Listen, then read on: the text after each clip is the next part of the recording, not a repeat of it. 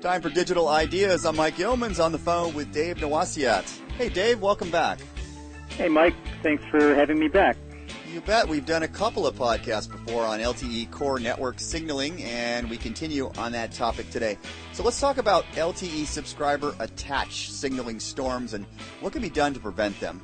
So first question, when we say that a user or a subscriber attaches, what do we really mean here? Well, Mike, before an LTE subscriber can use their mobile device, which in LTE is called a user equipment, or UE, it must first register with the network.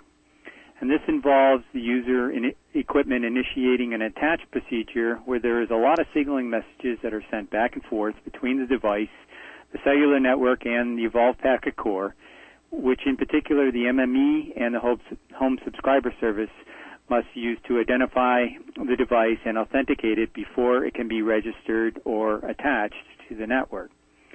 With this same attach procedure, there is also signaling by the MME to the serving gateway to create a data path, which is called a default bearer, between the user device and the LTE network. Bearers are created so that mobile services such as a voice call or a data service like video streaming can be sent and received from the network to the user utilizing these paths. And the MME stores information about the UE, like its ID, the IP bearer services, security information, and what is called a UE context database, which is accessed when the device moves from the idle to active state. And all this takes place silently in the background in the form of signaling messages between the device and the network without the user doing anything more than turning on their phone and or roaming into coverage into a different network.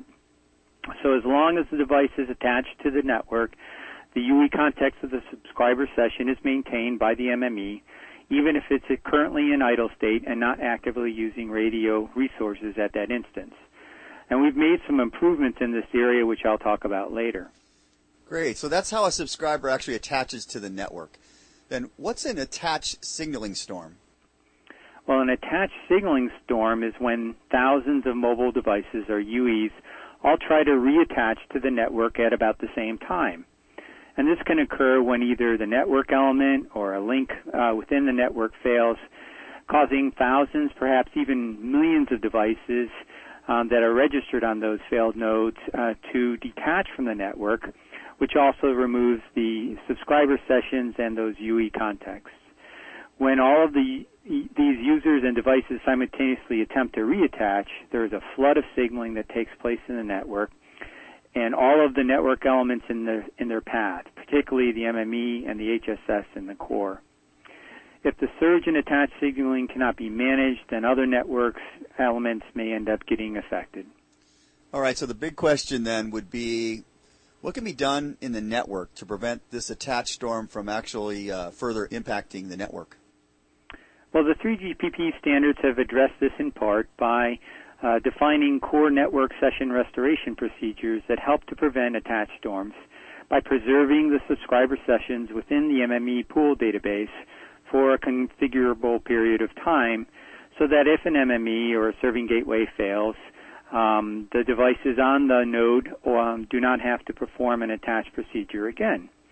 And this reduces the spike in signaling due to the simultaneous request of reattaches on those affected nodes.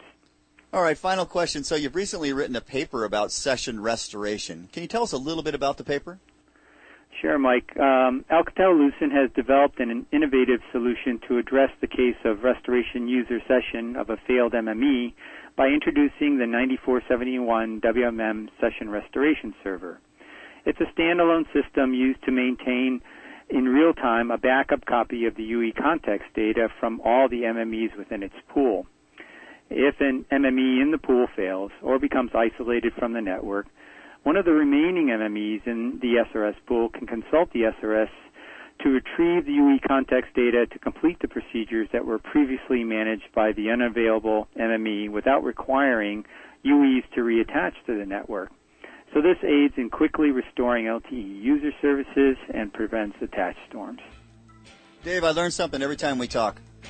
That's good, Mike. Glad to always help. All right, thanks again for your time.